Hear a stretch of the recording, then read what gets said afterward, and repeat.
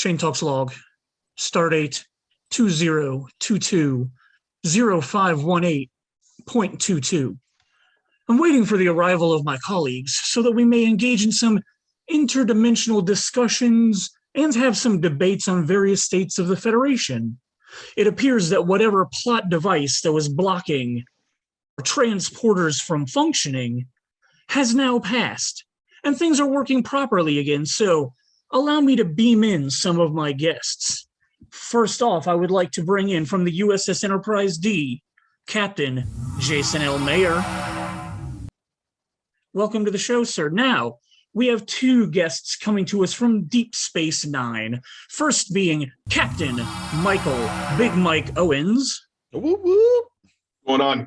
Welcome to the show, sir. And now we have our Chief Medical Officer joining us, Benjamin P. Funk Grigsby. Oh. What's up? Does he know anything about medicine? No. Probably not. Why am I in engineering then? Why are on Deep Space Nine? We're clearly on Enterprise D. Ooh, well, I don't know. I thought you were training under Dr. Bashir at the moment, so I may have gotten my information incorrect. Oh, no, he kicked me off. Okay, all right. Well, I had to catch a ride to Earth for some chicken. That's why I wanted some chicken. Welcome to the show, guys. I am so excited to have you guys on here. A little history about this. At the end of our Star Wars episode, I accidentally said, thanks for listening to our Star Trek episode, completely ruining my credit for either franchise.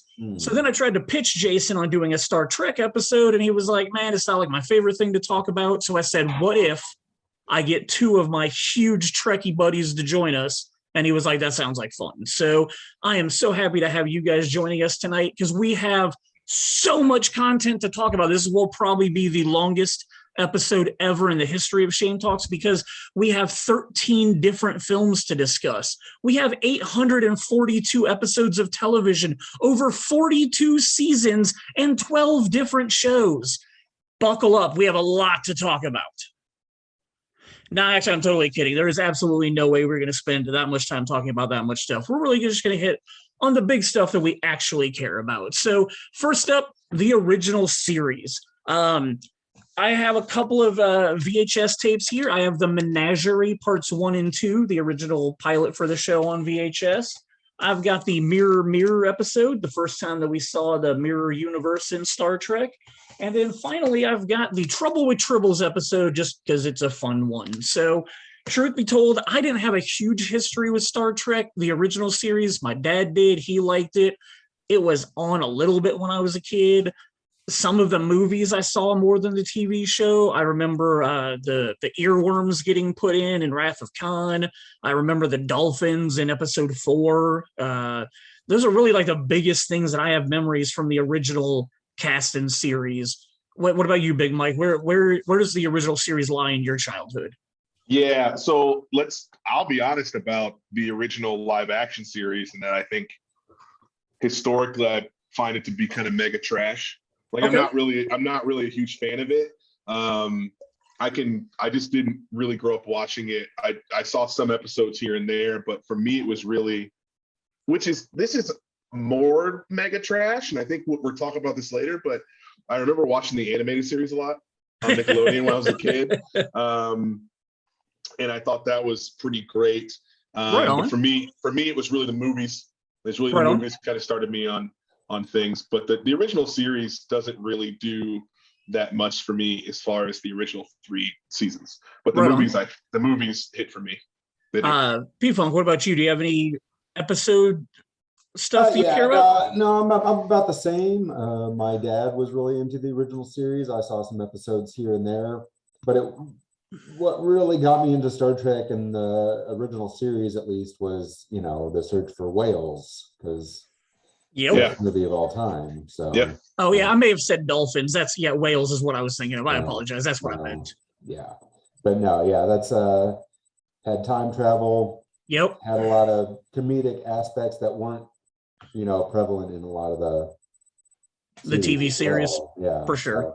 So, I mean, I can watch them. I go back and I watch every now and then, but there's nothing that really jumps out at me as like, oh, this is an amazing episode. It's just for sure. The Trouble with Tribbles episode I really enjoy from the original series, just simply for the Deep Space Nine episode where they actually cut in with the original footage from that. I thought that was pretty cool. Mayor, how about you? Any original TV show, movies, that time frame that like sticks with you? I can tell you that I remember I remember my parents telling me I cried when Spock died in episode 2. Who didn't? Monsters. Besides that, as far as the TV show, the only episode I can remember from the original series was the Trouble with Tribbles episode. It was one that my parents bought, like the specific VHS that only had that copy on it. And that right there. That's the only one that they purchased.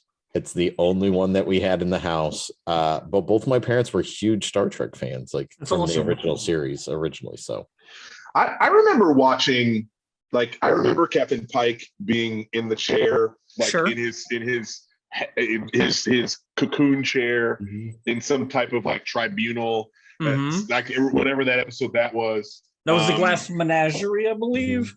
Maybe. And I remember the episode where what I thought was the probe from Star Trek 4, but it wasn't the probe from Star Trek 4. It looked like a giant tube with a hole in it. Was attacking the ship somehow. I don't know. I think that was that the one where the Defiant disappeared? It could have been. Yeah, because that actually, I think we'll if we get to Enterprise, we talk about the Defiant and Mirror Universe later on, because that's that part was pretty rad. But the original series is kind of I mean, it's obviously a big pop culture thing, and there's things you'll see in memes and stuff like that that are like, yep, I know that, him fighting the Gorn, Kirk fighting the Gorn, and with the phallic object in that one episode. That's gonna Kirk's first on-screen kiss with a green woman, which was that was a big deal back then. Like the fact that it was a white guy kissing somebody who wasn't white. Like it was not a green woman; it was a Hura. Damn it! Oh yeah, it was a Hura. Like that was the one. It's not green. No, I get you. I thought it was a big deal about him kissing an alien on the show or something like that. No, you're right. I do remember Hura. Hura. So like who was it that I was just I just saw this not too long ago, like fun trivia, like somebody funded this. The pilot episode that ended up, like, Gene Roddenberry wanted to do it, but like they couldn't find the funding for it right away. So then it ended up being probably Lucille Ball. Yes, the Ball, that is correct. Lucille Ball was very important in the start of Star Trek. She kind of got it going. I didn't know that. And that's why you're on the show, Ben. Thanks for being here. Yeah. So that's what I thought was kind of cool about the original, was like it was something that couldn't be greenlit. Then Lucille Ball got behind it, and then like they were trying to break as many barriers as possible with it. So cool. While we might not enjoy it as much as all the other Star Trek stuff that we might have gotten, it definitely paved the way for us. So for sure. Yeah, I mean, it became, obviously, I don't know how many damn shows there are. You'll probably it's a lot. Star Trek did a lot. I think it was that if you kind of read about the history and kind of the legend of that, it got canceled season 3, then kind of hit back in syndication, and then somebody got a movie funded, and then there it went, right? So as far as the original series goes, a couple other things I have to say. Obviously, like, I've gone back and watched the Khan episodes a few times, mostly like right before Into Darkness came out and whatnot. Like, wanted to go back and watch his episodes and then the second film. So that was one of the things that more recently I had more experience with the original series. And then the one thing about the movies when I was a kid, I remember the third film pissed me off because I refused to believe that Doc Brown could be a bad guy in any way. Yeah. So that really upset me. It's also not a great movie. Not at all. It's a great, like, 40 minutes of a movie, maybe. When they steal the Enterprise and blow it up, and then it crashes into the Genesis planet. Like, I thought that was pretty cool, but the rest of it's not great. No, I think the logic with Star Wars or Star Trek is the fact that episode 2, 4, and 6 are the good ones, the even numbered ones. It used to be an even number thing. Yeah. So it even kind of carries over into the next gen movies, with First Contact being better than Generations. See, but I still do love Generations also. So we can segue I now. love Generations. We're going into the next I'm not generation. saying it's a bad movie. Hold on. But I want to say this out loud and embarrass myself. When I was a kid, for some reason, because I didn't know how trash it was, when I was a kid, I loved Star Trek V.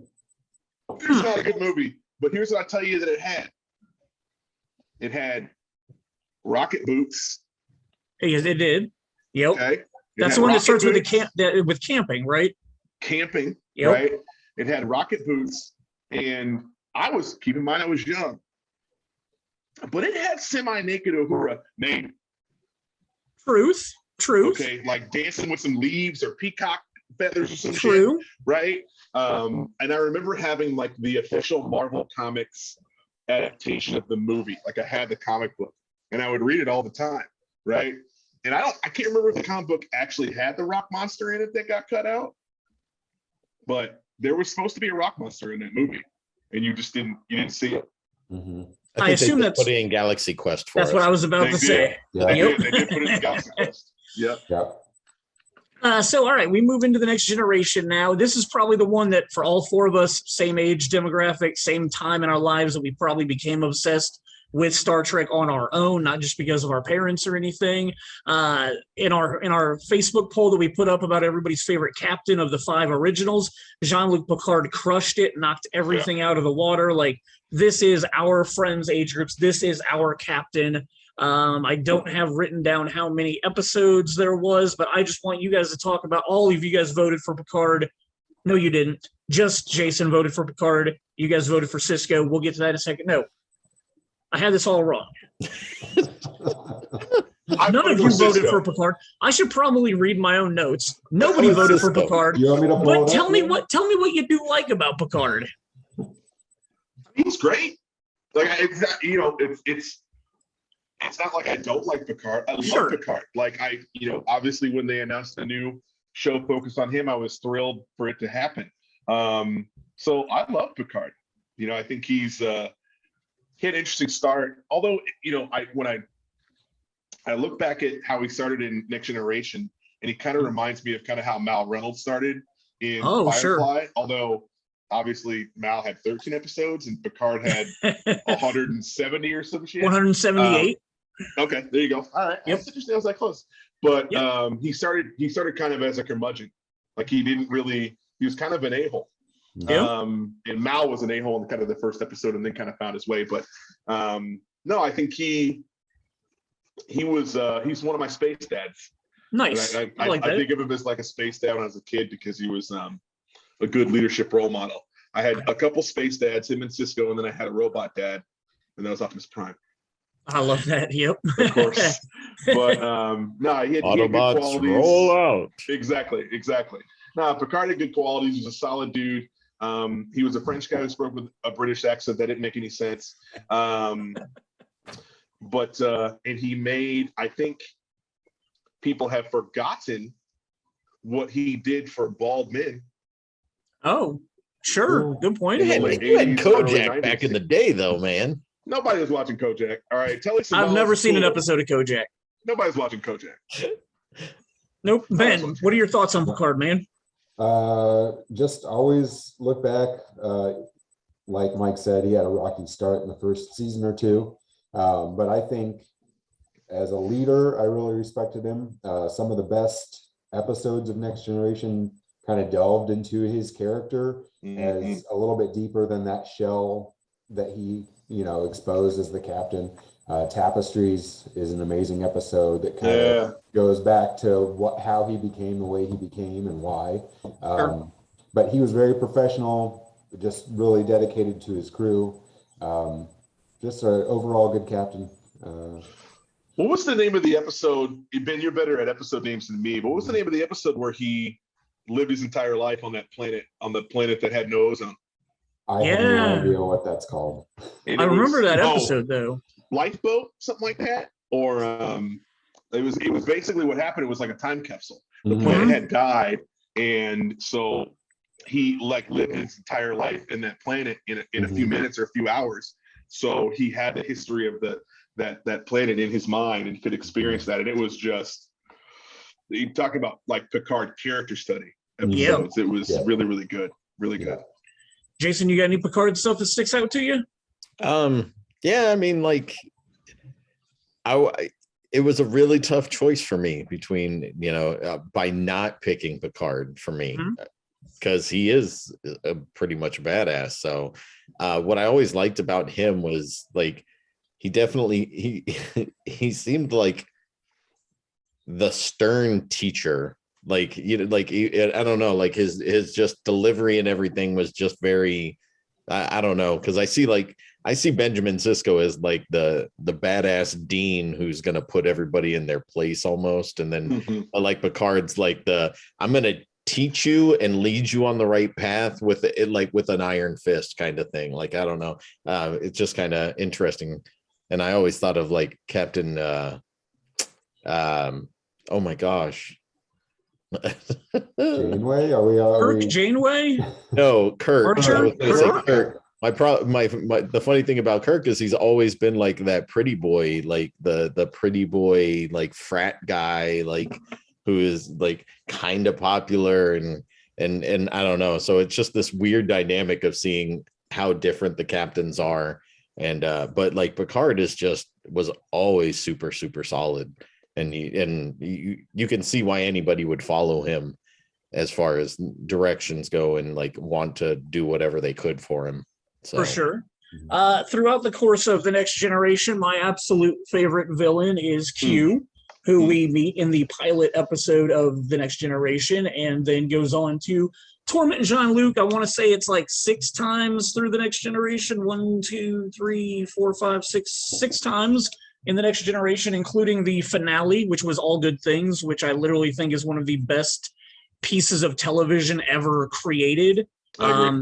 Jumping through time, having Picard experience the different major events that are going on. What are you saying, Jason? Oh yeah, it deals with time travel. Non-linear storytelling. Non-linear storytelling. And all of a sudden, Shane's all about it's the best thing that was ever on TV. Yeah, I mean, as far as Star Trek goes, like Star Trek episodes, I think it's pretty amazing.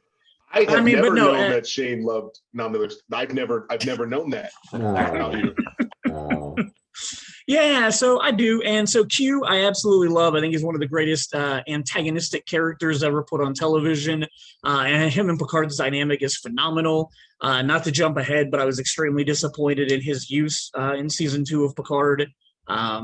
Did not care for how they decided to wrap up their stories together. But as far as All Good Things goes, like that was an amazing finale for their, 6 different times that they ran into each other. Go ahead. So unless it's like critical to us having this discussion, can we not spoil what happened at the end of Picard season 2? Because I ain't there yet. Oh, we definitely can avoid spoiling stuff like that. I sincerely apologize for that. No. You didn't spoil it at all. I just know that it's not really well liked, so it probably isn't going to be well discussed. Like, you're not the only person who apparently doesn't like the season, right? So it didn't seem to be very well received, but I'll get there. I mean, there are some things that I really enjoyed from this season. Sadly, just the Q part of this season, I didn't enjoy what they did with him. So there are some other things that I thought were really well done in the newest season, but we definitely do not need to spoil any of once we get to the more recent Paramount Plus shows. Definitely feel like we don't need to spoil any of those. These things we're talking about now are 20 years old, so I have no problem talking about spoilery stuff. If you haven't watched it in 20 years and you're listening to this, you're probably not going to. We did an antagonists poll. Obviously, Q is who I consider my greatest antagonist. Let's see, Mike, you and Samir both voted for Lore. Tell me what you love about Lore. Samir, that's a good-looking dude right there. It's a good. I hope if you're watching this. All right. Lore is, what's interesting about Lore is that Lore ended up doing a lot of things wrong, but Lore, it's almost like he didn't do anything wrong. Like, so all Lore is like a kid with a really shit dad. Okay. Like if you think about it, he's just like a really shitty dad. And so Data doesn't have emotions because he didn't have an emotion chip. So he didn't need any type of development or guidance in terms of how he feels and how he acts upon how he feels. Laura needed that, didn't get it, right? And basically what happened, all that really happened to Laura is the same shit that happened to Data. It's just that Laura had an emotion chip. So Soong built both of them, and the little village or whatever they lived in thought Laura was creepy as shit. And they thought Data was creepy as shit too, but Data didn't feel anything about it. So it didn't shape him, move into a bad direction. They thought Laura was creepy as shit. They treat him like shit. Laura was kind of shaped by that. And that's kind of what fucked him up. True. But I liked him because I thought he was kind of hilarious. Sure. He was super dark, and Brent Spiner is very good at playing lots of different characters. Like he's in the things you see him in, so I thought he played that character very, very well. And the dude brought back the Borg. That is true. That is absolutely true.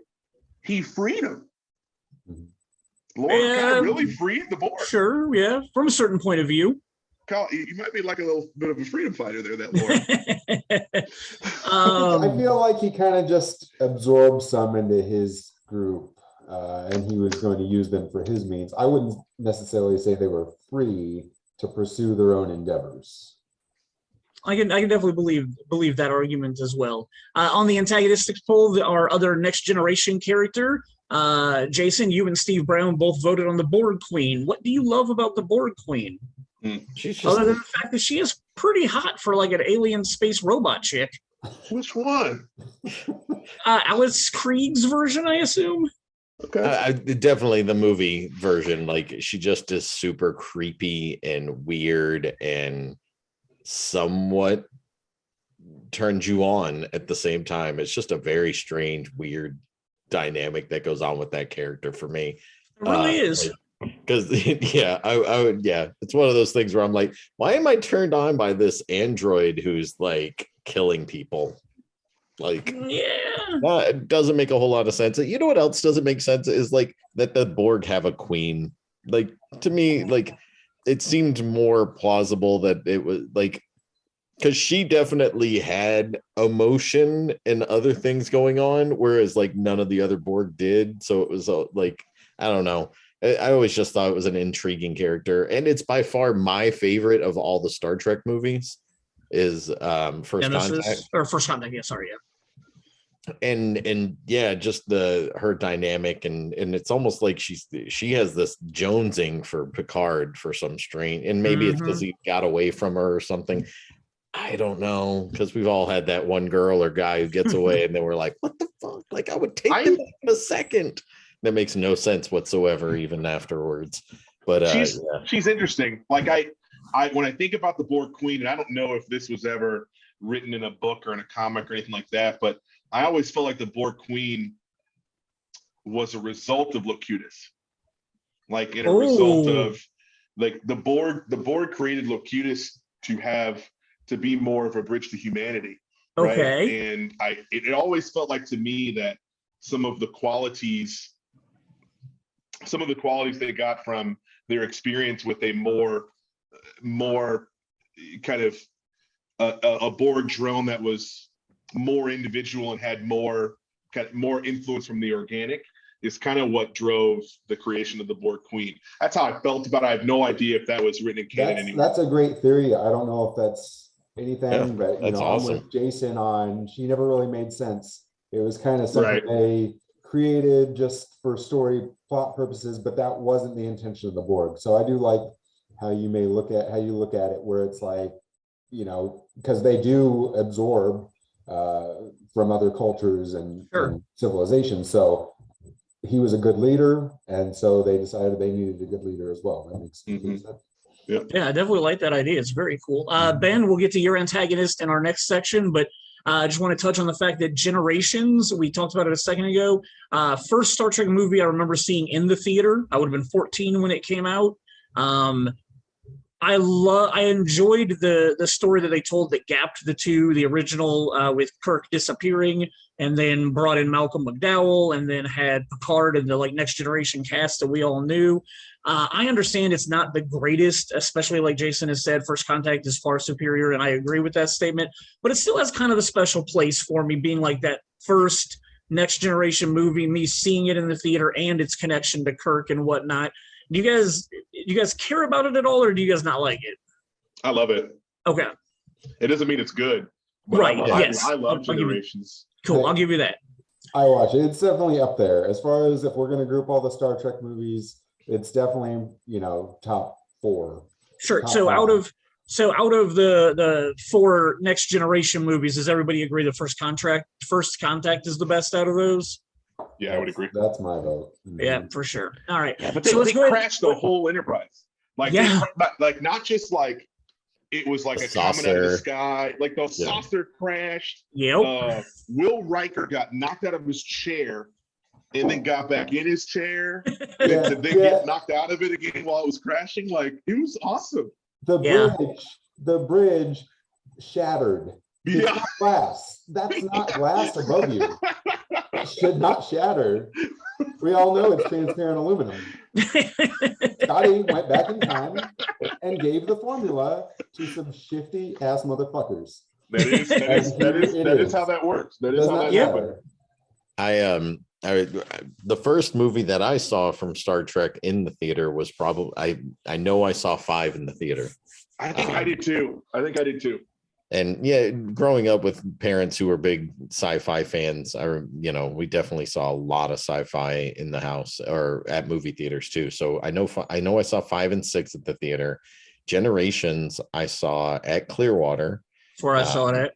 And I saw it opening weekend because it was my birthday weekend that year, and nice. I was like super pumped to go see it, and that was kind of like me and some guys were all going to crash at my house that night. So my brother Mike drove us up there and we watched the movie, and then we're like crashing afterwards. So, but I just remember seeing it opening weekend. I think it was the Saturday, and Generations is a whole lot of fun for me, knowing as little as I did about the original Star Trek, and then how much I loved the TNG, for it to come and collide together was just a really awesome moment to do the handoff. Yeah, for sure. Say, hey, this is take this now, go. So I agree. It's just that movie is excellent, but it's so imperfect. Like, I think there's the Duras sisters are just in it. Like, they're just there. They're just like, oh, Soren found the Duras sisters and they got one, this little shitty bird of prey. Like, yeah. Like, all right, that was weird to me. It was cool to see him, but it was like, It didn't make any sense. It wasn't really explained. Like, and honestly, they weren't like, oh, it's the Duras sisters. No. They pop them on the screen and Picard's like, what's up, girls? It's basically what he says. Lursel and Bator. Oh, damn. I'll go with it. Ben? Sure. Yeah, so that was kind of random. I don't think the Kirk Picard team up worked. It didn't really work for me in the end. I think the beginning where Kirk saves the Enterprise B, so old dude from Ferris Bueller doesn't lose his ship on the first day. Oh yeah, that's the one he's in. Yeah. Yeah. When he said, like, if that was the end of Kirk, that would have also worked, I think. Okay. I think so. Yeah. That would have also worked. Yeah. But it's not perfect, but I will still watch it. I will absolutely still watch Generations, and it's great. I mean, Data cussing right before the ship crashes into the atmosphere is excellent. That was one of the best things they did in that series, was put an emotion chip in him, because I thought that worked very well for many of those films. Was Generations the first time that Geordi didn't have his visor? Did he have the implants in Generations, or was it the next movie? Visor in Generations. Okay, First Contact. It was First Contact. Okay, I couldn't remember. All right, so let's go ahead and move on to Deep Space Nine now. I know Mike and I have recently had a conversation online about very similar experiences with Deep Space Nine. I watched The Next Generation with my dad religiously, loved it, loved all of it. when Deep Space Nine started and my dad started watching that one. At 14, I just could not get, or 13 or 14, I couldn't get into the politics of it. I didn't enjoy it. They weren't out on a spaceship, meeting aliens every week. Like, I lasted maybe the first season with my dad, and then I was like, I'm done with this. I don't care about it. In 2013, I went on a rewatch where I rewatched all of The Next Generation, all of Deep Space Nine, and all of Voyager over like a 9-month period. And during that rewatch, I absolutely fell in love with Deep Space Nine. As a 33-year-old adult watching it was vastly different than what I remembered when I was a teenager. And I've never been a political person. I don't really care about politics, but the way it was handled on that show as an adult, I appreciated it and enjoyed it far more than the teenage version of myself ever did. So, Mike, I know you said you had a similar rewatching situation recently. Yeah, I watched it. Well, hell, I got grounded from work. Like, now I'm in a hotel, but there was a 3 or 4 month period where we didn't travel during the pandemic because my boss freaked out because I was the one who got COVID. I was the most COVID conscious of everybody. And suddenly I had COVID. He's like, oh no, if you get COVID, anybody can get it. So I basically watched, I didn't watch Next Gen again, but I watched every other one of those. So I watched DS9, I watched Voyager, I watched Enterprise again. Nice. That was hard to watch. But yeah, Deep Space Nine hit very, very different for me. I was kind of in the same boat as you. Like, why aren't you going to planets? You got one planet and you barely even go to that planet, right? Yeah. So you got one planet, you're always around that planet, you don't even go there. But I watched all of it because it was Star Trek. So I didn't really enjoy it that much. I didn't have many fond memories about it outside of, Ben Sisko Black Dad, right? And so watching that again at 38, it was way different. Like, I believe it was incredible. It was absolutely incredible. Knowing what I know now, having walked the world and having met lots of different people, DS9, and to some extent, Next Generation's got some kind of quote unquote folks that would not be considered to be the American norm, right? Sure. In there, and they're all represented well. I think DS9 misses the LGBTQ mark a bit because they should have just, Garrick and Julian should have just hit it, but they didn't. But you knew it was there, right? But it was interesting, and like, Odo was such a much deeper character as an adult. But when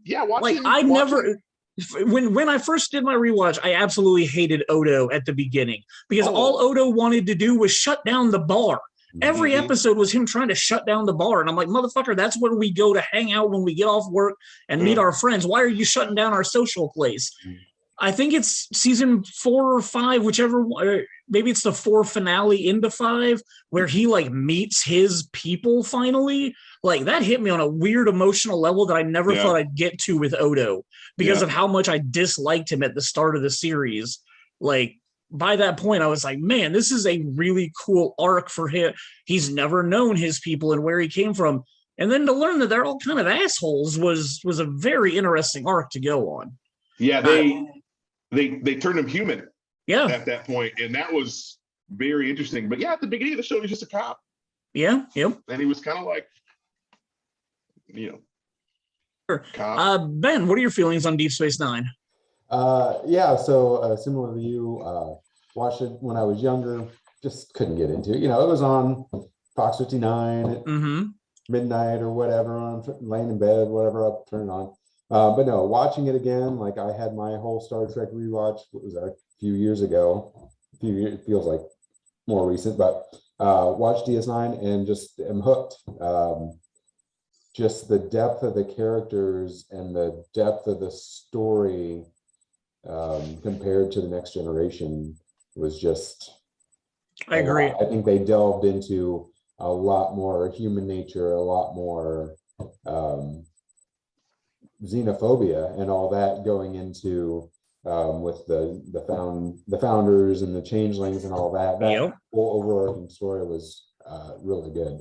One of the other weird things is this is when I did my rewatch, I didn't remember in the 90s very many TV shows having a season-long overarching story. Yeah. And Deep Space Nine definitely ran with that. And when I did my rewatch, I was like, wow, like every episode, like there's a main plot that's going on, but there's always this subtle subplot, like with a villain that's like just building their way up, like the religious chick that takes like an entire season to basically become uber bad. Kai Wynn. Kai Wynn, yeah, thank you. Fuck Kai Wynn. I hate Kai Wynn. To this day, she cannot be redeemed. There are a lot of characters in TV, and she cannot be redeemed. Sorry. She's terrible. But yeah, like just it was.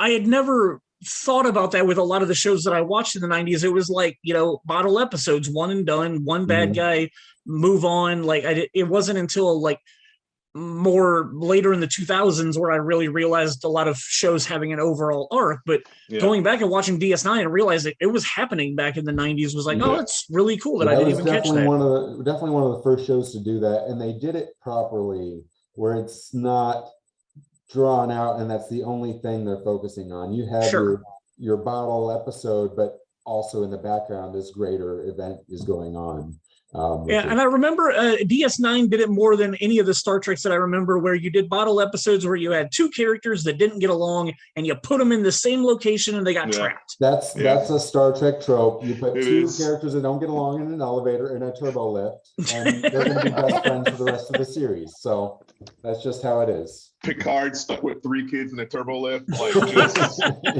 fucking they're best friends forever now. Yeah. Yes. Jason, what are your experiences with Deep Space Nine? DS9 was my favorite, man. Like, nice. I got introduced really hardcore. Like, my mom watched TNG all the time, so like I got into Star Trek because of that. Like on a more like, you know, fan level compared to just watching what the original series and the original movies were. But yeah, like something clicked for me even back then for DS9. That's awesome. Like Bashir and O'Brien and like, and I think a lot of it helped with the fact that they brought in like Worf, so I didn't have to feel like it was a complete reboot. It was like it's just a continuation. And then so I always enjoyed Worf from TNG, so then I'm sitting here like I just went with it with DS9. And all the crazy, like, I remember at one point in time watching it going, holy crap, this is really political. Like it was one of those things that I thought was subtle for a little while, but then I was like, no, this is definitely very heavy-handed. And it was fine. And it was different and something that I wasn't expecting out of the show. So, but yeah, always dug the show, enjoyed it. Sisko's my favorite captain just because he's just like, Picard hardly ever showed emotion until like the movies to me. Okay. Like he was very even keel. Whereas Sisko was like, he had that moment at a moment's notice he could go hot. And it's like, I definitely personally can see myself doing that more often than being even keel. I definitely can snap quickly but he had a cool aspect about him that was just different than all the other captains, which was something that was appreciated for me for that show. So well, and you knew Sisko became a badass the season where he came back with a goatee. Like that was the sign. That was when he went Hawk. That was when he went Hawk. Like he was like he had tried to stay away from Hawk, and then like, he came back as Hawk. But you know they established his pain in the first episode, right? Because they build his character right away as, you know, kind of really dealing with the loss of his wife, and then that baton handing moment is one of my favorite things in all of Star Trek in that pilot episode, because they kind of did the baton handing by having the Enterprise docked there. So you had some familiar faces to introduce these things. And in that room, you have Picard and Sisko, and Sisko literally is explaining to him, you're responsible for my wife's death, even though you aren't really, but you are. And it's just an awesome moment because like, Picard never apologizes for it. Like, he was Locutus when it happened, so it's not like Picard really is responsible, but he never apologizes to Sisko for it. And Sisko's just kind of like, I spoke my piece and I said what I needed to say, and you and I are still okay. And I absolutely love that interaction between the two of them. Yeah, I think what's great about, and by the way, let me organize my thoughts right. I think what's really, Ben Sisko is really great. I think it's watching it as an adult and seeing Black Fatherhood. Like, I don't think there is a greater representation of Black Fatherhood on television. And maybe there's been more of that in recent TV, but for me, Ben Sisko and Jake is it. And what's interesting between the two shows, Next Generation also had like some Black Fatherhood moments with Worf and Alexander, but it was like what, like 2 episodes, 3 episodes? No, we don't. But DS9 really dove kind of directly into that, and it also dove in. There was, God, what was the name of the episode where he ended up back in time in his brain? He was the writer of the show. He was the writer. I was about to bring that episode up. I was about to look the episode up. I don't know but that is the most Far Beyond the Stars. Far Beyond the Stars. That is the hardest hitting episode of TV, especially Star Trek TV of all time. Yeah. That's a heavy episode. And I was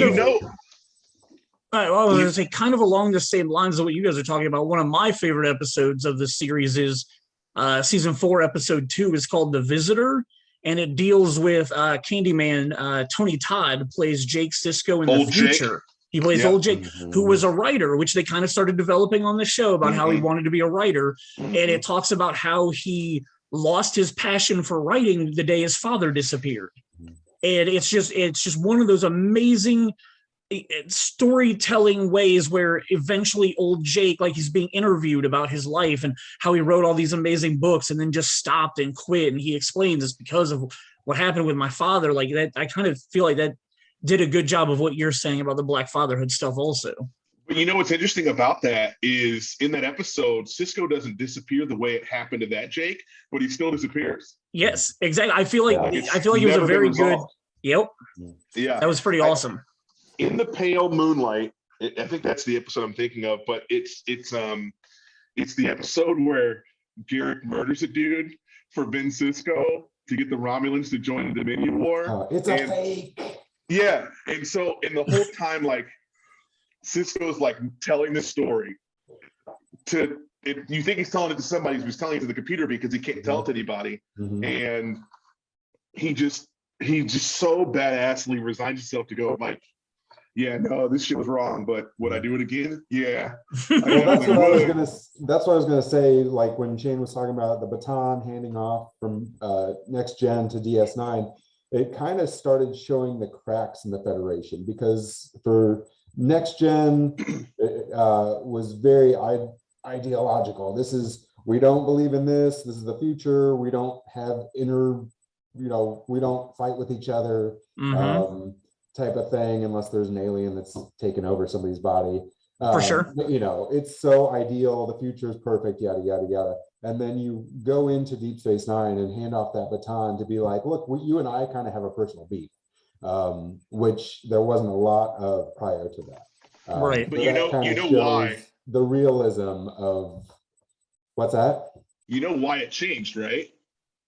Because Gene Roddenberry was... No, because Ron Moore ran the show. Okay. Oh, okay. Yeah. And then Ron Moore went on to do Battlestar Galactica. So that makes so much sense. Right? Because that makes so much sense. Battlestar Galactica was just like, what if a bunch of us assholes ended up in this situation in space? And Deep Space Nine was very much on the path to that. Yeah, for sure. On the path to that. I don't think I ever knew that Ronald Moore. Maybe when I did my rewatch, I saw his name in the credits or something, but I didn't realize like. Saying that, it makes so much sense that Battlestar and Deep Space Nine used a lot of the same plot devices and a lot of the same conflict amongst its characters to get really well written stuff. That's really awesome. Diverse character, very heavy politics, lots of religion. Yeah. Oh yeah. Lots of people in space doing the wrong thing, trying to do the right thing. Yep. So Ben, we said we'd get to your antagonist vote. You and Chris Ward both voted for Gul Dukat. What do you love about Gul Dukat? He's not just generic villain of the week. True. Like at all. There are actually episodes where you see that he might not be, or at least he believes he's not as bad as he's portrayed about what he's done. You can definitely see he's done some atrocities, done some horrible things, but just in his mind, how he justifies it. Sure. And how they still have to be diplomatic and stuff. The majority of the time is just it's just an interesting piece on. He's a great character. He's just an amazing character. The depth of that was like the first time you have an antagonist that's not just like, I'll get you, Kirk, or whatever, or the board just like we're gonna assimilate you. He was is this guy for real, and can these things be forgiven? And hey, the answer to that question is no. No, Gul Dukat cannot be forgiven. He killed Jazzy. There's no. But there were times where it seemed like they were playing back and forth with the character. He was more depth of the character than any other that we've had. Kind of crazy. I think he's great. This Ronald Moore, no clue until you mentioned his name. So I was like, oh, let me look it up and see what else he's done, right? So he started off in TNG. He wrote the screenplay for Generations. He wrote the screenplay for First Contact. And he works on DS9. He works on Voyager. He did the story for Mission Impossible 2. Ouch. But he worked on Roswell. He worked on Carnival. Then he did Battlestar Galactica. Then after that, he did Caprica. I remember hearing Battlestar spinoff. Yeah. And then after that, there's some other stuff. He was working on the Star Wars Underworld, which was that series that George Lucas was working on before he sold it. He works on Outlander. No, Outlander is his show. Oh yeah, developed by my fault. He created that bitch. He's rich as hell. And then, it was based on a series of novels, so he didn't create it. He created the show. It was based on novels. So, but he also created For All Mankind. If you guys watched, have you watched that? I haven't. It's good. Is it, dude? It's so great. Good. It's great. And for being on Apple TV and something where they did so much cool stuff in that I wasn't expecting to happen. Well, here's the thing I've learned over my life and knowing Big Mike. Big Mike will tell me to watch something. I'll fight him on it for a year or two. I'll finally watch it, and it will be exactly as amazing as he told me it was. That is how all of you did with Battlestar Galactica. God, I told you should watch Battlestar Galactica. They're like, I don't know, blah, blah, blah. And then Adama gets shot in the chest. And I get like a text message every time somebody watches, like, Adama got shot in the chest. And then the next episode, things get blah, blah, blah. I was like, bitch, I had to wait fucking a year. Right? It was just like when fucking Will Riker fired the deflector dish at the board cube. All right? I watched this shit live, and I had to wait a year. I was like, it was a cliffhanger, and I was 10. That's hard. Fucking 10. The last thing to talk about with Deep Space Nine here, Deep Space Nine. We had a bromance poll that I put up, and all of us on this poll voted correctly because it was kind of a softball lob because the best bromance in Star Trek history is Bashir and O'Brien. And the reason they're the best is because all they do is go to Quarks and get drunk together and bitch and complain about their significant others or work, or they are the most relatable bromance ever. That's correct. They absolutely great. Until they were stuck on not a turbo lift, but a planet. Yeah. Yep. But it happens. For sure. So got the most votes, rightfully so, because they are the best bromance in all of the Star Trek franchise. And both of those actors, decent career. Cole Meany obviously did very well after that. Alexander Siddig's been a lot of shit too. So I saw him in something recently, and I was like, "Holy cow!" And what's that? Wasn't he in Continuum?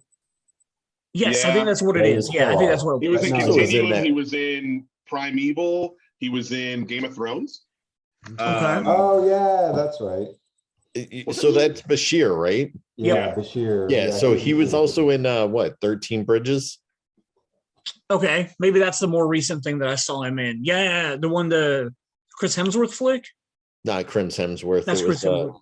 Isn't that Chadwick Boseman? Yeah, Boseman. Oh, 21 Bridges. 21 Bridges. Sorry, my fault. Cool. I couldn't remember. But yeah, 21 Bridges. So like that was the one where he was the guy who was paying people. He was like the drug lord or something who was paying off cops, and then they go in and murder him. Right on. Yeah, he's a pretty good dude. All right. So we got to move on to Voyager. The fourth show, I really enjoyed Voyager on my rewatch, man. It's fine. It's pretty cool. 172 episodes over 7 seasons. I enjoyed the concept of anytime you can give me a ragtag group of people like Firefly, I enjoy that concept of people who don't necessarily get along, but are forced to figure out how they get along. You got I don't remember the name of the group that Chakotay was. What's that? The Maquis. Was Tom Paris actually undercover with them? Is that if I remember right? Or he actually joined them? I thought he was undercover or something. He was in a brig for something. He was getting prosecuted for something. Yeah, so you've got all these storylines of random people that end up on the same ship at the same time as it decides to get sent off to the Delta Quadrant. So they become provisional Starfleet officers, and I know they got away from it after I think the first season, maybe a little of the second season, where they had like the Maquis and the Starfleet people like butting heads a lot, and oh, here we're gonna put like 2 Maquis and 2 Starfleet people together for this episode and show you how they don't get along until they figure out how to get along. I know they eventually got away from that, but I kind of enjoyed how they built up their crew of people and whatnot. It was very enjoyable for me on the rewatch. Obviously, a little cheesier, a little tongue-in-cheekish more than when we just got off Deep Space Nine, but I mean, they had a lot of Star Trek shows going on right at the same time in the mid-90s. So none of you guys really cared about Voyager too much? I like Voyager. I mean, it's fine. There's a lot of bad stuff in Voyager. There's some good stuff in Voyager. I think as much as I like 7 of 9 and Picard, going back and watching her introduction and her characterization in Voyager as a grown-ass adult is it's pretty cringy. I can give you that. But I think Kes was a terrible character. But I thought Neelix was great. I think the Doctor is a really great characterization in that show. His evolution is pretty great. And I've actually come to really appreciate Janeway. Because I watched it again after I watched these, I was like, oh shit, I do kind of like Janeway. Janeway's pretty cool. I will agree. She's pretty solid. Yeah. I enjoyed the finale where they kind of flash forward to the future and show you, her becoming admiral and things like that. Kind of, I feel like they kind of rushed the finale. I assume they probably knew they were getting canceled after the 4th season, so they were like, "Well, I guess we got to get them back." Was it the Borg or somebody that teleported them back? Yeah, pretty much. Basically, warp drive. So, it's lower down on my list of Star Trek stuff, but still, when I rewatch them, I agree. I liked Janeway a lot more than I remembered liking her when I previously watched the show. So, she was a lot of fun. I like a lot of the characters. I do like Janeway. I like the Doctor. As far as it's just they're stranded out there, and yet in the first season, there's no way they have that many photon torpedoes. That type of stuff kind of drove me crazy, but there were some amazing episodes. I can't think of the title, where they're trapped because Red Foreman is trying to reset the timeline for his people to get his civilization back in power. And that's a great episode. That is the best 2-parter of Voyager. That's a great episode. I forgot about that. That's one that stands out. So there are a lot of good episodes among a lot of. I like the characters. I feel like our bromance on that one wasn't the greatest with Tom and Harry. I feel like they weren't the greatest. And Harry's the only one that never got promoted. And I think by the end, that's just like an in-joke that they just kept it that way. Yeah. There's no way that otherwise. Mayor, you got anything to say about Voyager? I just thought honestly, it was just kind of blah for me. I remember this was kind of my winding down, like, oh, well, I don't need to keep watching Star Trek at this point because I wasn't as into it as I was DS9 and TNG. I do agree with you. The Doctor was kind of a cool, different way to go about things with his the hologram self. So I thought that was kind of cool and different.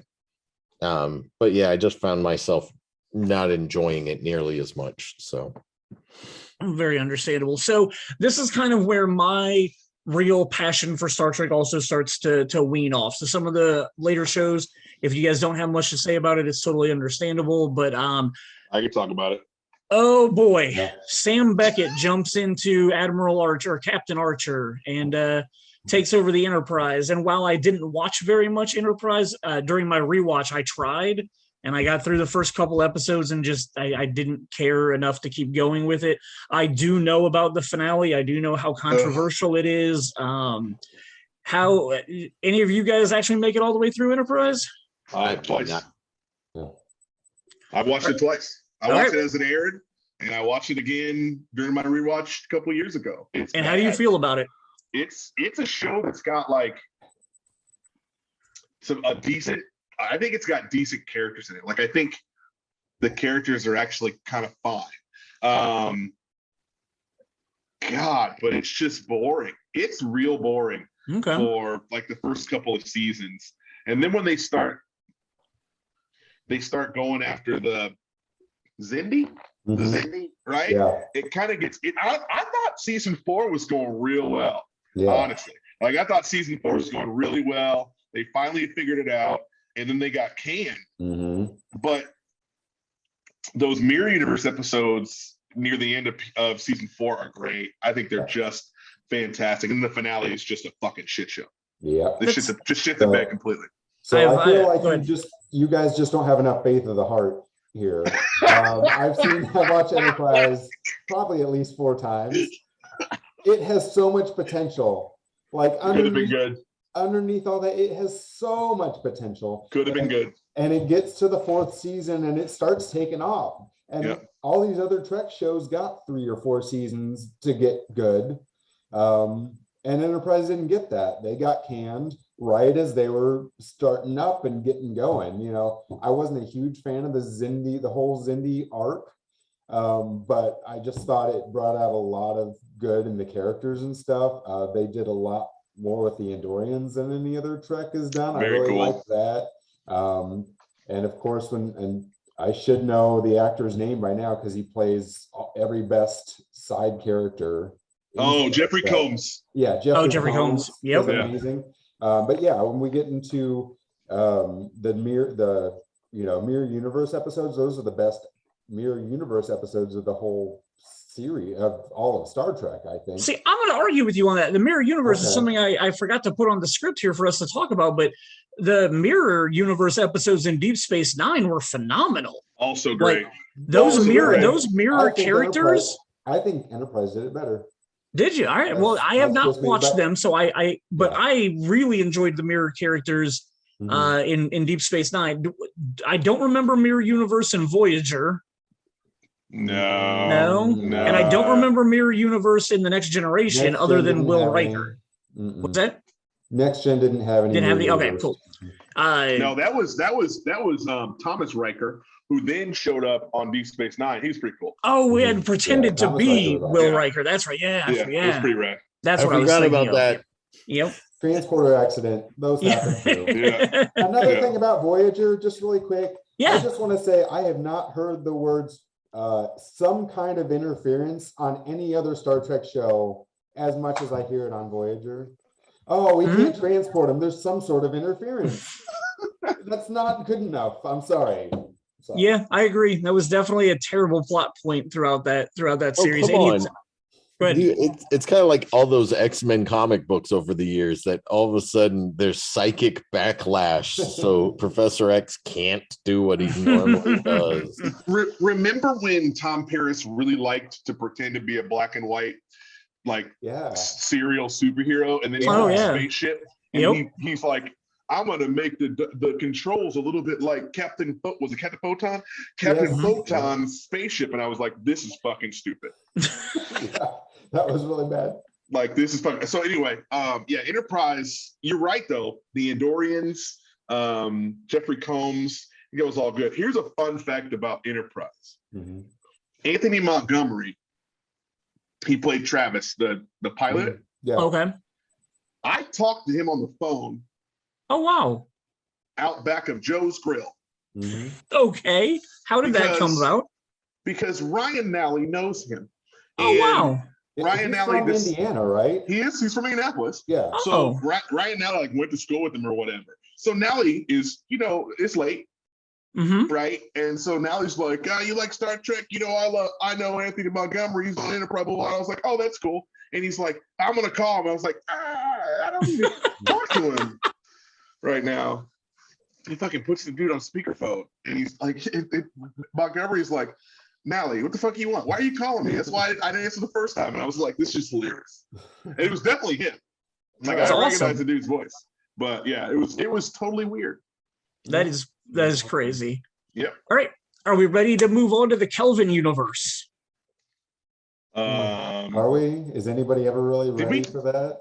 Did we talk about all the next gen movies, or we just said the First Contact was really good and that was it? That was kind of the movie. What other movies you want to talk about? Movies let's go. All right. No, I mean, there's two more movies we didn't discuss. We didn't, because I don't think they're very good. Because they're not, but it doesn't mean they're not discussable. Right. Insurrection has its moments. It does. I think both movies have their moments. Okay. Where's the first time you saw Tom Hardy in a film? Yep, in Nemesis. 100%.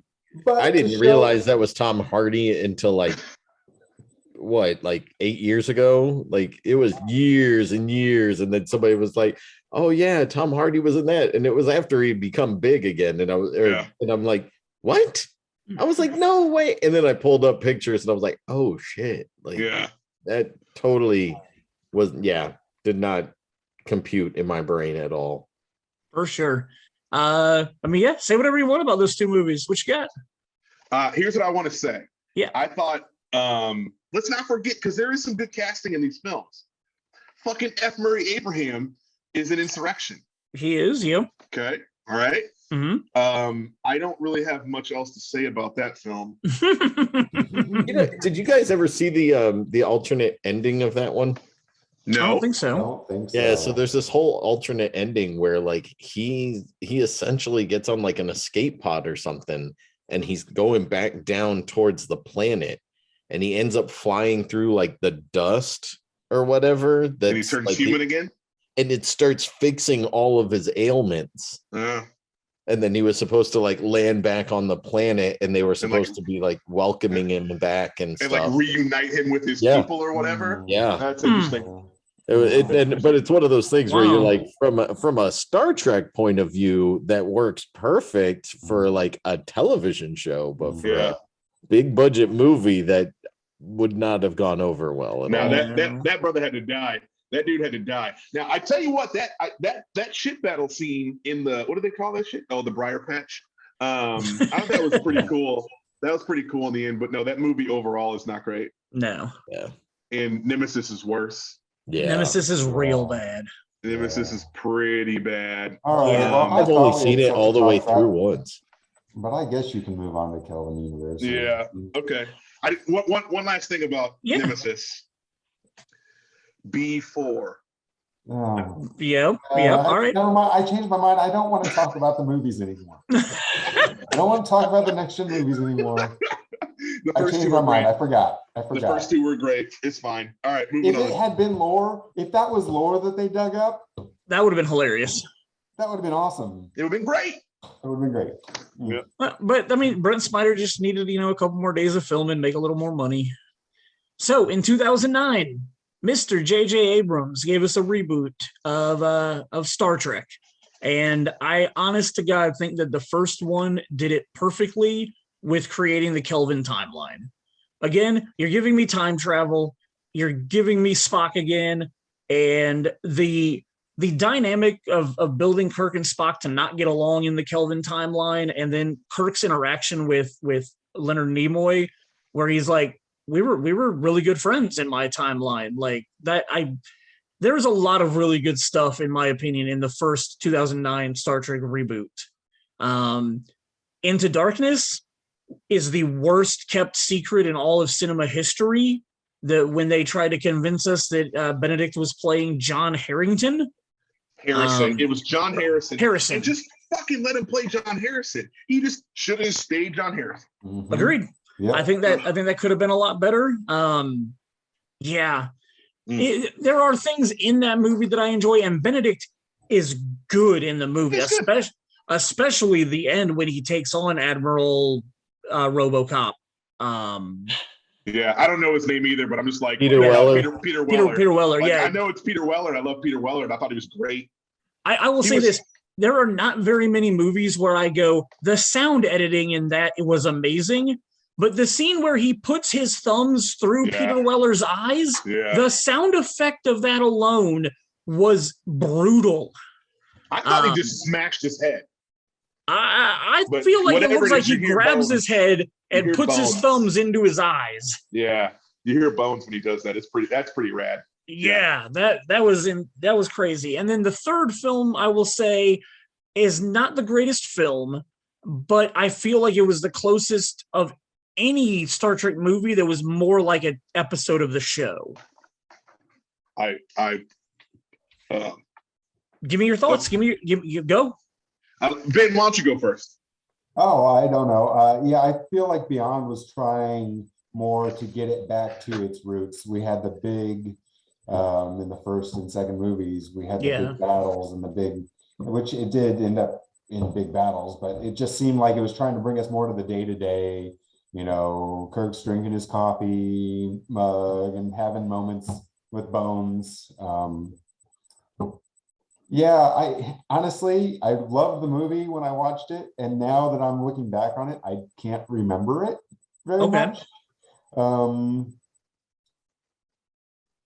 It's been a while since I've watched it, but me too. Mike, you're gonna know this. Who was it that directed the third movie? Justin Lin. Justin Lin. That's what I thought. And I love the fact that he named the ship that they were looking for after his father. Like, I thought that was the coolest thing ever. Yeah. So give me your thoughts on the three Kelvin films. Yeah, I think the first one is infinitely watchable. I think I'm not going to say it's like a perfect film, but I thought it was very well done. I think Into Darkness is problematic as fuck. If you had just not made that con and not made Spock scream instead of Kirk scream, like that shit didn't need to happen. Like it just didn't need to. That movie could have worked well on its own. And I think that Peter Weller plays a great villain, and that's, by the way, the second time he's played a Star Trek villain. He was also in Enterprise, right? Really? Yeah. Well, my only problem with that is, but man, the scene when he agrees to send Kirk to go find like where he went off to, it's one of those sad moments where it just. When you watch so many movies and the head guy that you're working for sends you somewhere and you just have that feeling that my boss is the bad guy, like it was just so telegraphed in that scene. Well, but here's what the real problem, and this is sci-fi nitpicky, but do you realize that John Harrison, Khan, whatever, killed Christopher Pike with a shuttlecraft and then had a transporter in a duffel bag that transported him to Kronos. Yep. And then Peter Weller sent a whole ass ship to go find him. Mm-hmm. But they knew where he went. And transporters can go there. What you need a ship for? Yeah. Yep. So I was like, that don't make any fucking sense. It was the first movie where they established that Scotty had invented this transporter that could go over longer distances and transport moving objects. True. So it just didn't. That was weird to me. But I think it was bad writing to make scenes work. So it's fine. I think I think the sound was great. I think the Scotty running through that big ass ship, trying to fucking shut down the weapons and shit is very funny to me. But I think that movie's very imperfect. I will apparently go against the grain here and talk about Star Trek Beyond and say that it's probably top 3, top 4 of all time Star Trek films. I think Star Trek Beyond is absolutely fantastic. I think it is infinitely rewatchable. I do think it's kind of a waste of Idris Elba, but I think it's a very, very, very excellent Star Trek film. It's definitely, to me, the best out of the 3 Kelvin films that exist currently. I think it suffered from having the worst fucking trailers of all time. It just looked like the Enterprise blows up and then Captain Kirk rides a dirt bike. That was basically the marketing for that film. And so I went to watch it. I was like, holy shit, this is good as fuck. I love Beyond. I think it's great. I need to watch it again soon. I own it digitally. I bought it because I liked it enough to buy it, but I haven't watched it in a while. Mayor, what about you? What are your Kelvin thoughts? First one is one of those movies that the opening sequence of that film, I cried. I won't lie. It's excellent. It's so good, man. So like that opening sequence was beyond amazing. It's one of those that's up there with Tarzan and Up for me as far as like memorable opening moments of film that for a movie that just totally wreck me. And but yeah, so I love the beginning of it. I love the concept of it. I love the way that they reset that timeline, but there are so many things that just happen by accident and are George Lucas moments in that film. I'll give you that. The accidental, we're going to transport him to a planet with Scotty Spock is. Yeah. And then Scotty happens to be there too to send him back to the ship. And it was like out of all the planets they could have sent him to, they accidentally sent him to the one planet that could have fixed everything for him. I don't know. You're not wrong.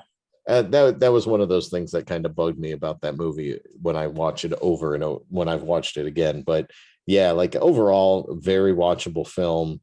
Second one, I'll agree with you. Definitely has some moments where you're just like, why the fuck did you do that? Like, but the third one, I hope I own, this is not going to be a surprise to Shane. I own the second one and the third one in 3D because they made 3D versions of them. And I love my 3D movies at home. So but I haven't seen Beyond since the theater. And I don't remember a whole lot about it besides the trailer of Kirk riding a dirt bike and I remember at one point, like they turned on.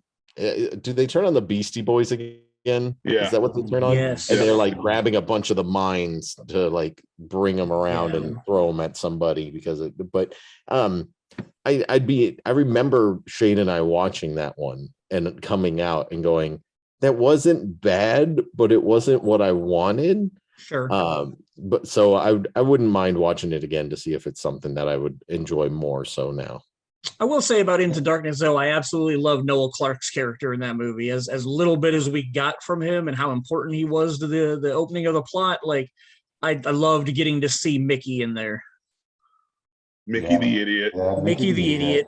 Doing dumb shit. As far as Beyond goes, I think that opening where they're possibly corrupting an ancient or an older civilization, that is the most interesting part of the movie to me. Agreed. I did enjoy that. Along that's Into Darkness, right? Is that? It is. Yeah. Yes, it is. Yes, that is Into Darkness. The Enterprise is hiding on the ocean floor. Yep. That's how far removed I am from these movies, I guess, at this point. But yeah, that is the most. Why is the Enterprise in the ocean? It's not. It can't support the water. It's for space. There's not that pressure, but the transporter can transport you across space and really, time. My whole point is I really like that, even though if it's not a sea-bearing vessel. So we're just going to leave it at that. How did it get into the ocean and nobody saw it? Okay, it's fine. It's fine. It takes some time to actually get under the water and like It would take some, it's not like they've transported to the bottom of the ocean the entire ship. Like Battlestar Galactica and just FTL right into the atmosphere. Yeah. So, yeah. Oh man, all this Battlestar talk is making me want to just rewatch that show now. It was good. I'm already doing it. So, are you? Yeah, I need to get back on that. So, Jason, I know you don't have Paramount Plus, so I don't think you've seen any of the new Star Trek series at all, right? Cool. Right. Of all the new series that we can talk about here, the only one I've watched are the first 2 seasons of Picard. Or I'm sorry, the only 2 seasons of Picard. I haven't done Strange New Worlds. Oh, I'm sorry. I did watch Strange New Worlds first episode this week. I did want to be able to say that I address the fact I did watch that, and I actually really enjoyed the first episode. That was really cool. Actually, I watched the first 2 episodes because they dropped 2 of them this week. So I watched the first 2. Really enjoyed both of them. I am a huge Anson Mount fan. Back in 2002, he was in a film called Pool Hall Junkies that I loved. And then he did that FX show Hell on Wheels, where I was like, oh my God, it's a kid from Pool Hall Junkies who actually looks like a man and has a beard and long hair now. So I enjoyed that. Obviously, he was cool as Black Bolt, all the versions of Black Bolt that we've seen. What's that face for? Did you watch Inhumans? So you like Anson Mount? You watched the whole show? I did. Respect, because I didn't even do that shit. It's not good. It's all bad. But he is probably the best part of it. Him and his brother's played by the dude from Game of Thrones, Rio Iowans or whatever his name is. I fucking hate him. The best part of that show is Lockjaw. Let's just be honest about it. It's Lockjaw. But anyway. But yeah, so I'm a big Anson Mount fan, so that's why I wanted to watch Strange New Worlds this week. I did like those 2 episodes. I do plan on watching that more. Discovery, unfortunately, I watched the pilot episode, and as Ben talked about earlier, old school Star Trek, you didn't have people butting heads. You had everybody getting along. We all have mutual respect for everybody. So what Sonequa Martin Green does in that pilot episode to her commanding officer when she basically creates mutiny and takes over the ship, like, I couldn't do it. I've heard it gets better from that. But she was right. She might be right, but that's not Gene Roddenberry's Star Trek. There's not conflict like that. There isn't Ronald D. Moore Star Trek. I guess so. I've heard I will like it more because I know that Anson Mount is on season 3. Bro, season 2 of Discovery's fire. 2, got you. So someday I'll probably get to it, especially seeing how much I like him on Strange New Worlds. So pitch me on Discovery, man. Tell me why I need to watch it. It's good. Yeah, I mean, it's not season 1 of Discovery. It depends on what you want. If you want Star Trekky shit, season 1 Discovery doesn't do a great job of giving that to you. It does more of a job of, it's like, you ever watch Stargate Universe? Watch what? Stargate Universe. Anybody watch Stargate Universe here? No. Anyway, so it's like it was a follow-up to Stargate SG-1 in Atlantis, and they were like, let's make it great like Battlestar Galactica. And it kind of started out really, really weird, but it did get better. Discovery starts out dark. Okay. Starts out dark, and season 1 I think is good. Michelle Yeoh is fucking fire. If you haven't seen Everything Everywhere All at Once, you've made a mistake. That is on my number 1 list the next time I go out to a theater is to watch that movie. It's so good. But Discovery season 1, and it's got, but there's a whole lot of mirror universe in it. So I'll just say that. Oh, okay. So and I think there's what's great about Discovery is it's very women led. Like there's dudes on that show, but it really is about the women. And there's a specific episode in season 2 where like it's near the end, but like everything is going to shit. And you realized at the end of the episode that it was all the ladies that just fucking wrecked everything and saved the whole fucking ship and all kinds of stuff like that. But so it's very, very much a lady-driven show, and it's excellent in that regard.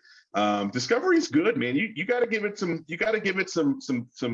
consideration, but it is fairly dark in season 1. Season 2 opens it up, and I mean you've watched some of Strange New Worlds. It's not as old Star Trekky as Strange New Worlds is, but there's more humor. They go a little bit lighter. In terms of the storyline, but I think season 2 is great. Season 3 was good, and I'm halfway through season 4 now. Right on. And then Picard. I know you said you haven't finished Picard, but how are you enjoying Picard, both season 1 and 2? Season 1 I thought was good. I mean, I think it's less good if I'm not nostalgic about all of it, but it was good. Sure. I enjoyed it. Season 2, I'm having a hard time with it. I'll get there. Yeah. Ben, what are your thoughts? Yeah, go ahead. As far as you guys know, like you said, I stopped before any of the Paramount Plus stuff. So is the Kelvin universe or the Kelvin timeline, is that something that's being continued with any of the TV shows, or is it just its own movie line and that's it? It's all the same universe as the older shows. It's the original Prime timeline. Yeah. Kelvin's just the movies at this point. There hasn't been any. Just those 3 films. I do think I saw rumors recently, though, that they're talking about doing a TV series set in the Kelvin universe at some point. Well, they need to give us that 4th movie. Yeah, that's supposedly happening soon, too. That's what I heard, yeah. Ben, give me your Paramount Plus shows that you like and don't like, and what you do and don't like, and if you think I need to watch Discovery. I can't do New Trek. I can't do it. Really?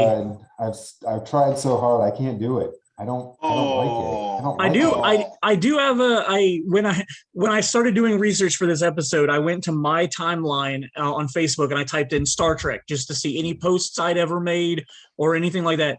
There's at least 3 interactions between you and I, Ben, where you'd like post a trailer and be like, "Yep, not interested in this," or you're so wrong. I sat there. No, I binged Discovery season 1. I binged it. I cannot do it. I tried season 2. I cannot do it. It's not for me. They don't talk like they don't speak like human beings speak to each other. It's not even Trekkie. They don't speak technically. They just talk and this is how this feels, and I feel like this. Hold on. It's not Star Trek. It's Kurtzman BS. No, so are we talking about all the new Trek? Because we can talk about all of it. Are we talking about all of it? Yeah. I'm talking about all of it. I can get it. It's like I start a season, I'm like, I watch an episode or 2 and I'm like, I can get into this. And then it just starts dragging. They drag this overarching story. Are you saying the same thing about Picard? I'm definitely saying the same thing about Picard. Interesting. How have you not watched Lower Decks? It's like the second best Star Trek thing ever made. I haven't watched Lower Decks. And I haven't watched Strange New Worlds Prodigy. Yet. Yeah, Prodigy, or the original animated series is now where you can say whatever you want to say about that, Mike. We can move into the cartoons now. Well, yeah. So Lower Decks is one of the best things I've ever seen. Really? Lower Decks is hilarious. It is absolutely hilarious. It's well cast. It's well written. It's Rick and Morty in the Next Generation timeline is basically what it is. Interesting. In terms of that kind of humor, Lower Decks I think is absolutely special and excellent. I've not touched Prodigy. Okay. But I do, because like I said, I've recently really found my way back to Janeway and she's in it. So I do. Prodigy's the one with the kids, right? Who accidentally steal the ship or whatever. Yep. Yeah, it's on Nickelodeon, I think. I don't know. Is it on Nickelodeon? I think it's on Nickelodeon. Sounds right. I haven't watched any of that. But I have watched Lower Decks season 1. I need to get season 2 and season 3, but I think when Lower Decks hit, I thought, wow, this is some of the best Star Trek I've seen ever. I haven't seen Lower Decks, but I will say between Discovery and Picard, I can't do it. I've tried. Interesting. I've tried. You're wrong. And I just cannot. Well, give Strange New Worlds your 2-episode treatment, because I actually really enjoyed them. It was so good. No, and season 2 of Picard, I got 3 episodes in. And I was like, this is actually getting good. And then it just kind of fell apart for me. Yeah. It's like the first few episodes of Discovery per season, I've been like, okay. And then it just kind of drops off for me. And I'm like, okay, let's get to the end. It just drags so much. I can believe that. They can't tell. They can't. Michael Burnham was right. What's that? What do you say? Michael Burnham was right. She was right in the first episode. I see what you're saying. Oh, I got you. There'd be more punishment for that. And it's just, I just don't think that's how people in Starfleet act. Very understandable. Overall. There is the one of the main plot points of the first season of Discovery is why she's not really held accountable to it. I don't want to spoil it because it spoils the season. But Okay. there's a specific reason why she's not held accountable to it by that captain, and that is a plot point. Okay. All right. So I will definitely try to get through it. So thank you guys for all of the Star Trek talk we've had, but we have something to do before we let you guys go. Anytime we have a friend on for the first time on the show, and tonight we get to do this twice, we have something called the Horowitz Questionnaire. It was originally 17, actually originally like 22 questions. I cut it down to 17, and I have since cut it down to just 10 questions because it was just taking a long time to get people's answers. So these aren't for us to discuss or anything like that. I'm just very curious in your answers to some of these questions. Jason, if you want to start with the odd questions, I will ask the even ones. Jason will ask the question. Mike will get your answer first, and then Ben will get your answer next. And then we'll go on to the next question. So Jason, feel free to start up the Horowitz Questionnaire. Oh boy. What is the first film you remember seeing on the big screen? On the big screen? Mm-hmm. Is this like by ourselves, with our parents? Just with your parents? First memory you have of a movie being projected and you were in a theater? The Transformers, the movie. Good one. The 1986 one? Yeah. I Awesome. cried 20 minutes in that film. Yeah, definitely. Believe it. Yeah. First one I remember is Fifth Element. Wow. Oh, I keep forgetting you are quite a bit younger than me. I was like, you didn't go to a movie till you were 17? I'm sure I did. No, I'm sure I did, but that's the first one I remember because. Okay. Hell, I think I saw Ghostbusters 2 in the theater too. That was probably Nice. the second one that I can remember. Yeah. Yeah. All right. Question number 2 for you guys. What is your favorite film of all time? Oh, what? Your one favorite film, the number one favorite film of all time. It's probably the same answer for you, Mike. It's what I assume. It really isn't. Okay. It's probably The Shawshank Redemption. Oh, wow. Beautiful film. That's awesome. Yeah, probably Shawshank. I don't know if it's because it's just that good or if it was on TNT every weekend in the 90s when I was in high school. But I do love Shawshank Redemption. I think That is an amazing answer. Ben, what about you? I'm just going to say The Fifth Element. Okay. Not a wrong answer either. Fifth Element's excellent. I think aren't they doing a 25th anniversary one night in the theater coming up here soon? I believe you're right. July, maybe? But yeah, I think I've seen something about that. Yeah. All right, Jason, question 3. What is your favorite line in a film? Shit. One that says bad motherfucker. Oh God. What is my favorite line in a film? And you don't have to wait. If you already have yours. I absolutely do not have one. Oh, your favorite line isn't from The Fifth Element? I'm really surprised about that. Multipass. I was going to say multipass. Because I can't use it for the same answer for everything. Aziz, light. Mike, you know your favorite line is Rodimus Prime. No, I think my favorite line in a movie is from Star Trek Generations. What is that? It is when Picard and Will Riker they look for Picard's book in the wreckage of the saucer section near the end of the movie. And it talks about, I think Will Riker says something like, she went before her time. And Picard harkens back to a conversation he had with Tol Soren earlier about time being a predator. And so he says that, someone once told me that time was a predator that stalked us all our lives. He said, but I prefer to think of time as a companion I can't remember. Time is a companion that aids us along our journey. Nice. I can't remember the actual quote, but still good enough. But it's what is important is how we've lived, right? And then Will Riker says, I don't know about you, sir, but I'm gonna live forever. At the end, that's one of my favorites. God, I guess it was a favorite quote. I actually know the quote. It's okay. But I'm honestly surprised it wasn't a Steve Zissou quote. I rather believe that time is a companion who goes with us on the journey and reminds us to cherish every moment because it will never come again. Because it'll never come again. All right, Ben, multipass. Super Green. Super Green. You're so stupid. I only am bringing this up because we talked about it on one of the episodes recently. Do you know who Ruby Rhod was originally written for? Who they wanted to play that character? Actually, don't. Prince. Okay, yeah, I remember hearing that, but I forgot. Yep. And Prince was like, no.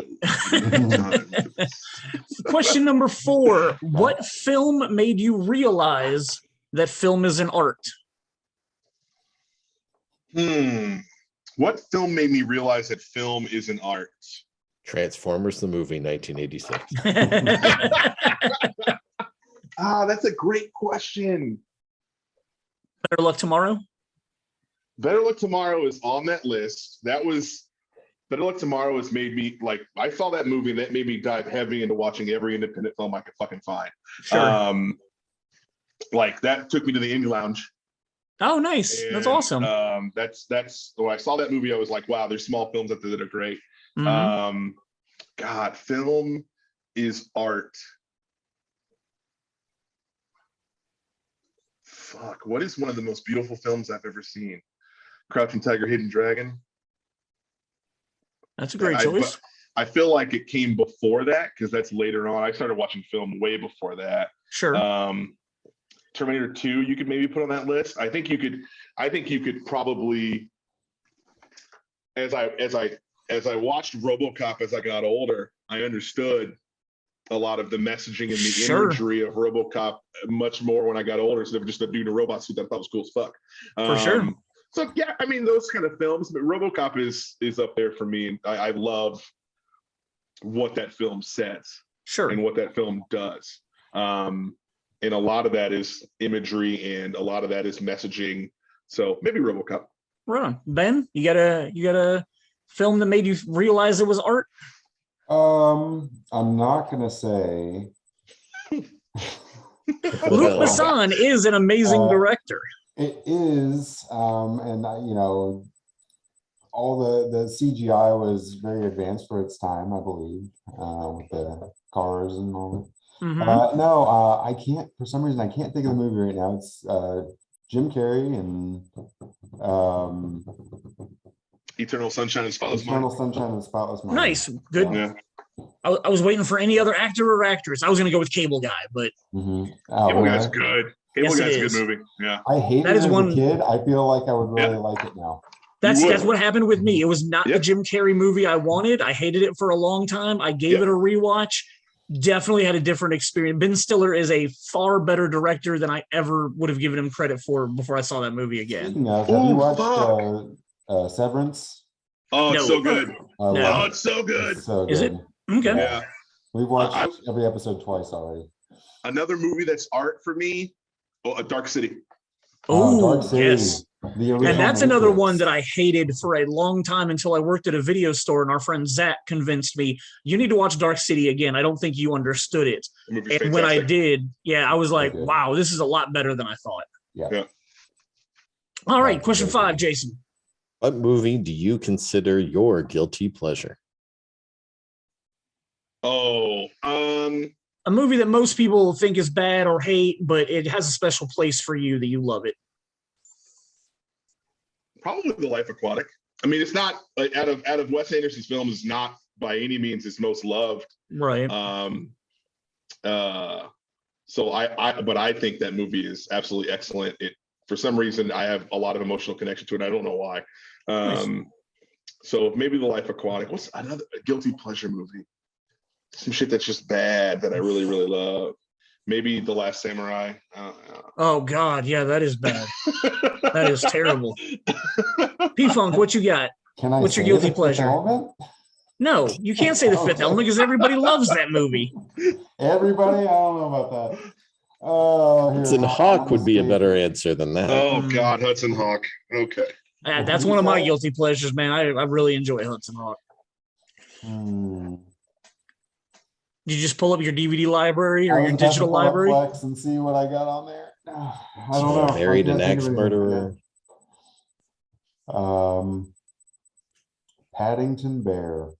Man, I've heard good things about that. Both the first and second one are supposedly I heard the really second good. one I haven't watched yet. I hear it has 100%. Paddington's good. Paddington is good. Yeah. I need to watch those. Like I've heard nothing but amazing about both of them.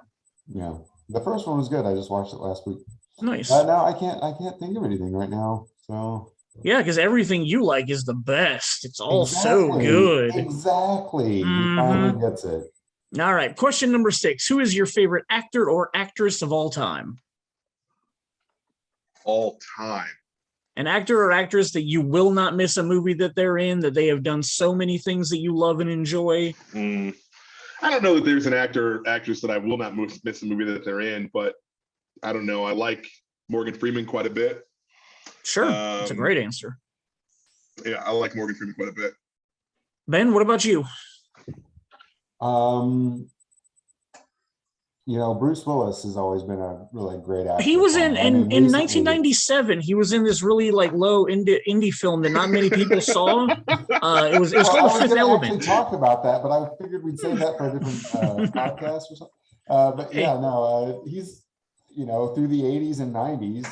For sure. Obviously, love Moonlighting. Recently, obviously recently things have changed. Sure. Well, we've heard the news about Bruce Willis and whatnot, but I just watched a trailer for some movie that he's in. Yeah. That's coming out, and he actually looks like he is actually doing a good part in this movie.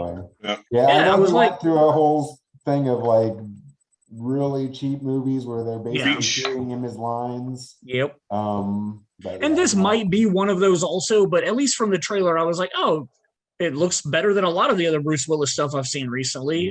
Him and it's a lot of big name older people. Oh man, I just watched the trailer this morning and I can't remember the name of it, but I saw it the other day. Yeah. Yeah. All right, Jason, question number 7. Who is your favorite movie director of all time?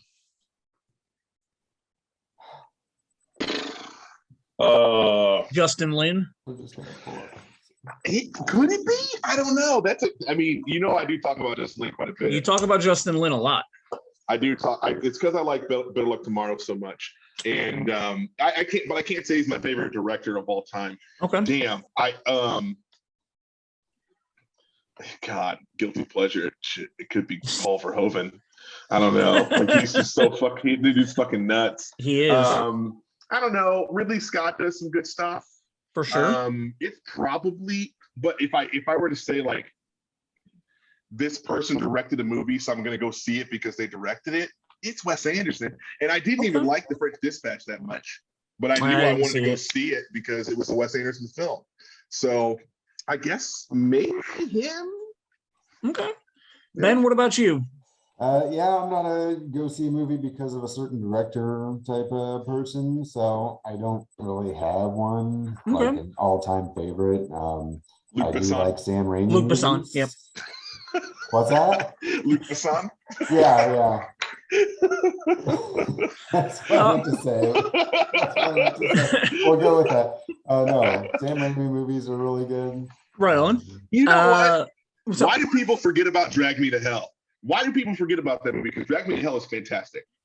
Drag Me to Hell is one that I do remember liking, but I honestly can't sit here and tell you like anything about the movie. I know I watched it and I remember liking it, but I literally have no memory of it. She spends her whole movie going through crazy ass shit to keep from getting dragged to hell. And at the end of the movie, she gets fucking dragged straight to hell. Yes, she does. And it was awesome. Like the minute that shit happened, I was like, oh fuck. Oh shit. I do remember that. All right. Question number 8. Who is your favorite movie character of all time? And I'm assuming it's Corbin Dallas. Multi-pass. Favorite movie character of all time. Optimus Prime. Well, no, because he's been not so great in some of the movies that he's been in. That whole Last Night shit where he had purple eyes and he's like, remember who I like? Oh god, what a bad movie.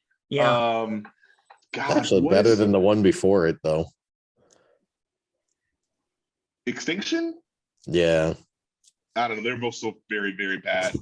They're just so bad. Was the fourth one the pyramid at the end? No, that was the second one. That was the second. Oh God, I get them all confused. Oh God, the fucking racist character. Oh, the fucking twins that look like monkeys, and one of them had gold teeth, and the other one said he didn't read good. I was like, come on. Like, I know there's a fucking writer's strike, but somebody. Did you ever see? Looked at this. Did you ever see the How It Should Have Ended for that one? Yes. Oh, it's so bad. It's so perfect. Yes, absolutely. Well, Autobots, we wouldn't do anything racist. Oh God, it was bad. Oh, favorite movie character. It's RoboCop. Nice. Very good answer. RoboCop 1. It's RoboCop. I think it is. Or it could be Ellen Ripley. Oh, that's a good answer too. That's a great answer. Maybe I think I actually prefer Ellen Ripley. I'll say Ellen Ripley. Okay. Ben. Yeah. Okay. I'm going to shock you. I'm going to say Morbius. I haven't seen it. Corbin Dallas. Corbin Dallas. All right, that's what I assumed. I thought I seriously, when you said Morbius, what went through my head was Morpheus, and I was like, that's a pretty solid pick. And then Big Mike started laughing, and I was like, oh, he actually did say Morbius. All right, question number 9, Jason. What is your favorite movie snack food? Oh, Sweet Tart Ropes. Nice. It's the best candy ever made. I enjoy them very much too. Ben, what do you eat when you're at the movies? Popcorn? Popcorn. We've allowed other people to use that answer, so that's okay. Butter. All right, then the last question, my favorite question of all 10 of them. Big Mike. If Hollywood were to make the Big Mike movie, who would play Big Mike? You already know the answer to this. Who would be your I first do. guess? Dennis Haysbert. Dennis Haysbert. No, actually, no. Okay. Actually, no. But Michael Clark Duncan. I mean, that nigga dead. I don't know what to tell you. I mean, he's dead. I was going to say Craig Robinson. Oh, I love that answer too. Oh, I love that answer for sure. Yes. That is far superior to my answer. Yes, Michael Clark Duncan if he was still alive. Maybe. I think Craig Robinson's better. I think Craig Robinson could nail you and the humor and the comedy. Like he is a very talented person. That is a beautiful answer for that. Ben Grigsby, Hollywood is making the P-Funk film. Who plays Ben Grigsby? Well, I don't know this. I will tell you of an experience I had when I was younger. I went to a bank and the teller turned to the other teller and said, he looks like that one guy from that movie. Remember the Titans? He looks like that one guy. And she said, yeah, kind of, but the other guy's a lot cuter. So I guess a young Ryan Gosling. Oh, I think is what she was trying to compare me to, which obviously no. No, you look like the other part of Left Side, Strong Side. The dude who was on Sons of Anarchy. You actually look like that dude. Okay. Okay. Ryan Hurst. Yes, that's what I meant. Ryan Hurst. Yeah. Him. I can give you that for sure. I can see that. So Ben, in the P-Funk biopic, who is playing Big Mike? Chris Tucker.